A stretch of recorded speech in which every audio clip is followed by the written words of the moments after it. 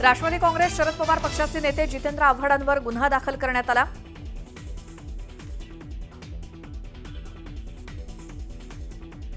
सरकारी कामात हस्तक्षेप केल्याप्रकरणी मरीन ड्राईव्ह पोलीस स्टेशनमध्ये गुन्हा दाखल।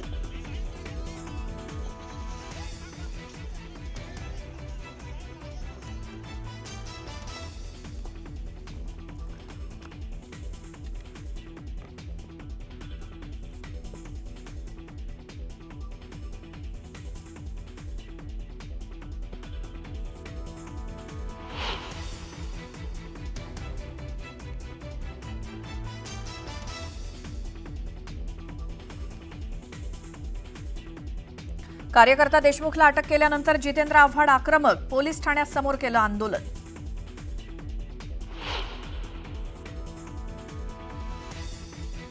विधान भवनात घडलेल्या घटनेची निष्पक्ष चौकशी होणं गरजेचं।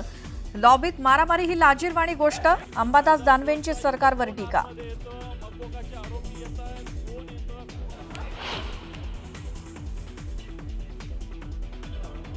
आधी संघर्ष फक्त सभागृहापुरता असायचा, आता कार्यकर्ते केवळ सदनात यायचे राहिलेत। आमदार शशिकांत शिंदेंचा विधान भवनातील राड्यावरती खोचक टोला।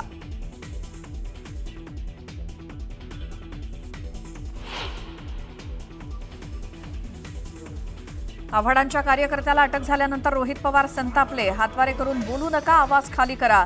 रोहित पवारांचा पोलीस स्थानकातच पारा चढला।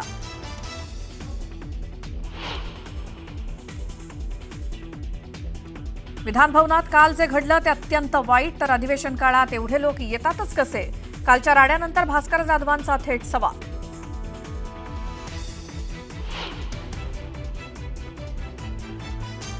गोंधळानंतर काल अध्यक्षांकडे जाऊन दिलगिरी व्यक्त केली, तर सहकाऱ्यांकडून चूक झाली, कारवाई करा।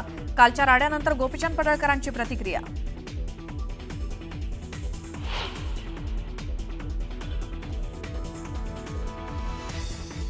पीएला विधान भवनात प्रवेशावेळी अडवल्यामुळे अमोल मिटकरींचं आंदोलन। पास असताना सुद्धा अडवणूक तसंच अपमानास्पद वागणूक दिल्यामुळे मिटकरींचा विधान भवनाच्या गेटवरती ठिय्या।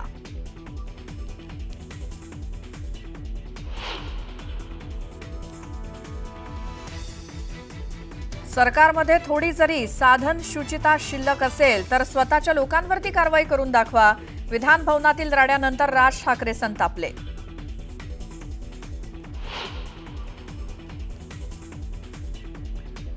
विधान भवनामध्ये गँगवॉर सुरू, दरोड्यातील आरोपी विधान भवनात शिरलेच कसे? संजय राऊतांचा विधान भवनातील अभूतपूर्व राड्यावरती सरकारला थेट सवाल।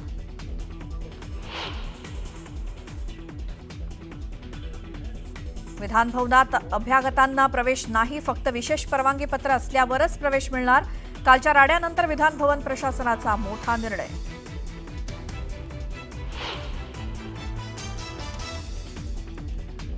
विधानसभेत पडळकर आणि तालिकाध्यक्षांमध्ये वाद, बिंदू नामावलीच्या मुद्द्यावरनं पडळकर आक्रमक। 2 ते 3 लाख लोकांवरती अन्याय झाल्याचा पडळकरांचा आरोप।